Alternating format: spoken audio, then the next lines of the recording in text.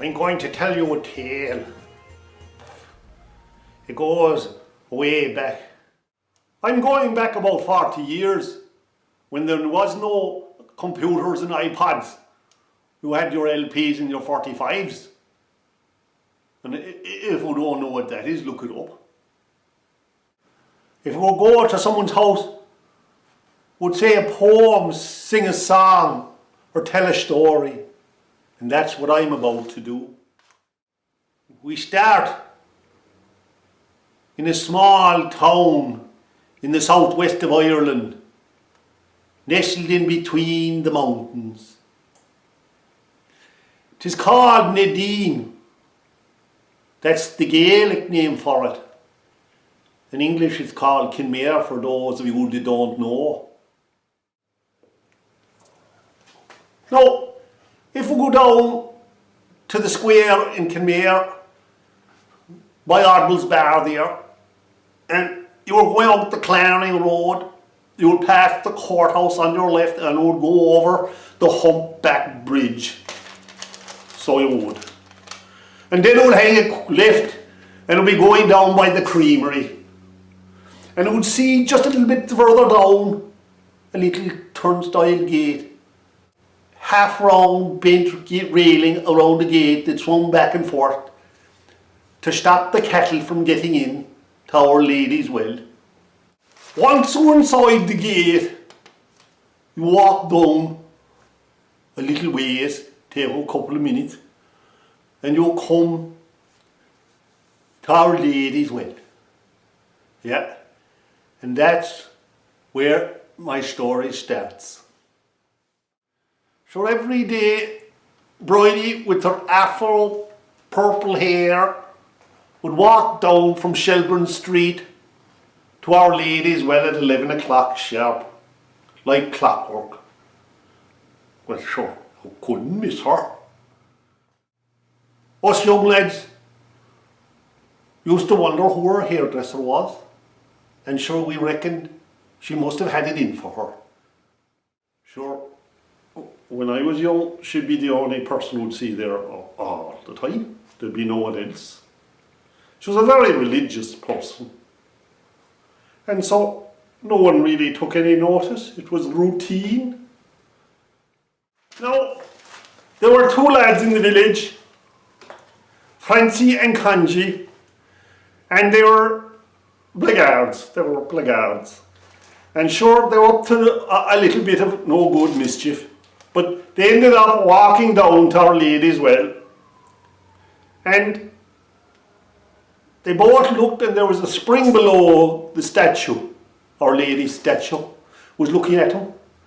But underneath her was a bubbling flow of water. And there was pennies in the pond, by dear. Yeah. Francie went to take some of the pennies out, but Conji said, no, that would be bad luck. Could be cursed if you mess with that. And Francie says, you're right. And Francie says, I wonder where the water's coming from. Sure, there's no river here at all. Conji says, 'tis strange. No, 'tis very strange. Sure. And Francie, I wonder where the source of the river is. Sure. I do too, says Conrad. And they walked off out of Our Lady's Well. But deep in their minds, this was bothering them. It was bothering them mad. You know, they couldn't get it out of their heads. Oh, Jesus, no. This stuck to them like a fly to a cow patch. It was about a month later when Francie appeared at Conji's workplace. Conji worked in the print shop. And Francie walked in and he says, "'Tis been bothering me mad, you know." Conji says, "What's bothering you now?" "Well," says Francie, "the source of the river. The source of the river. And we need something to throw in the water to see if it comes up down at the well." "Well," Conji says, "I have just the thing for a boy.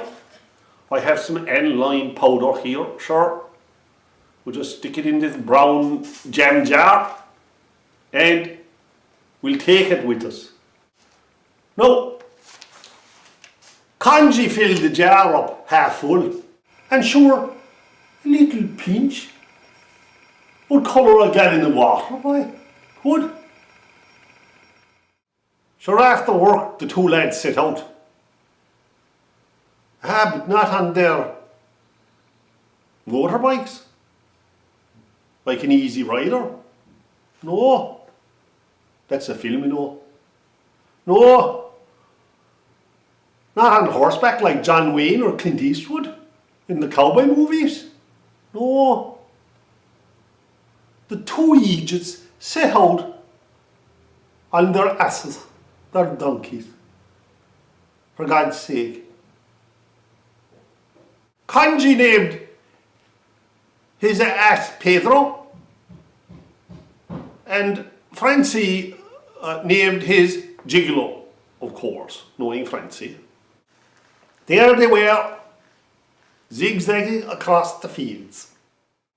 Francie was paying no attention at all, while perched standing up on Gigolo, like he was in Fawcett's circus, for God's sake. All of a sudden, Gigolo came to a mighty halt, and Francie went flying head first. He caught the donkey around the neck on his way down and landed on his 2 feet, which was a bloody miracle, so it was. And when he looked down, he saw a small river. So he turned to Conji. I think I found the source.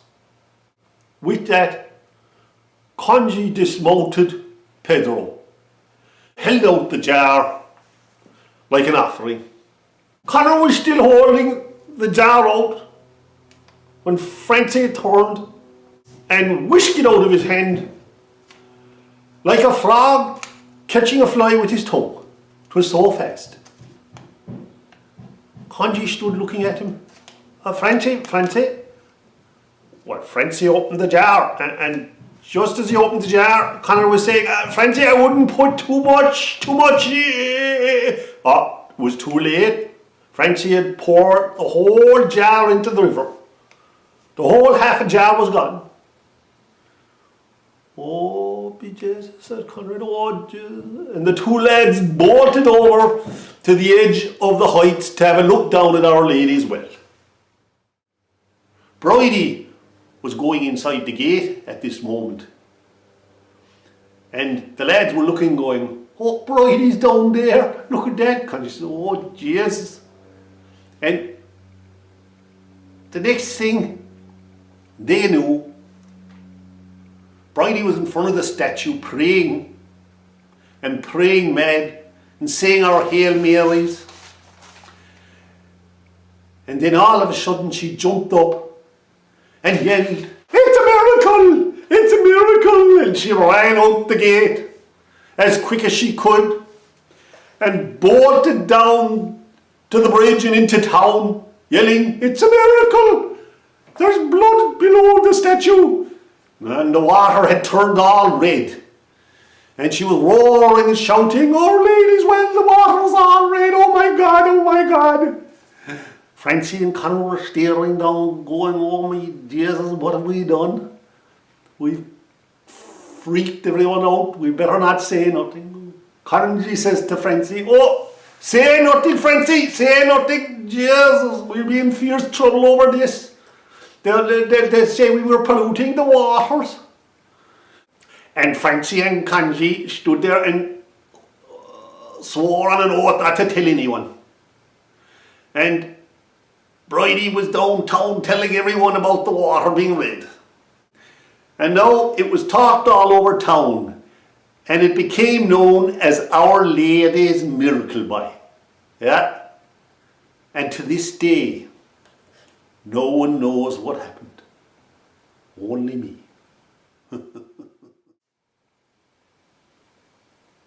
Well, you may ask yourself, how did I get to know about the two lads? I heard them gossiping in the pub one night. And that's how I got to know about the miracle at Our Lady's Well. My name's Sam, and I tell stories.